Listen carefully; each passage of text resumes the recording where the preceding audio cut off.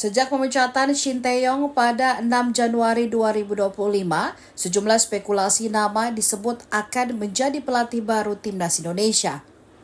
Mantan penyerang timnas Belanda Patrick Kluivert dianggap sebagai kandidat terkuat.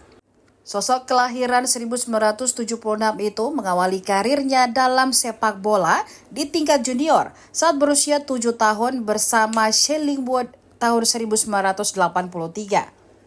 Kemudian Patrick mendapat promosi dari tim senior sebagai penyerang pada tahun 1994. Pada usia 10 tahun, Patrick tercatat sebagai Ajax Goal Generation dan mencetak gol kemenangan di final Liga Champions UEFA 1995. Patrick selanjutnya berhasil mengambil alih posisi pelatih kepala Curaçao untuk kualifikasi Piala Dunia FIFA 2018. Patrick juga menjabat sebagai Direktur Olahraga Akademi Paris Saint-Germain dan Barcelona, serta pelatih tim Ajax A1 U19 untuk tim nasional Kamerun. Selain Patrick, juga ada pelatih klub Besiktas FC Turki, Giovanni van Bronckhorst, dan mantan pelatih Manchester United, Louis van Gaal, yang disebut akan menggantikan Shin Tae-yong.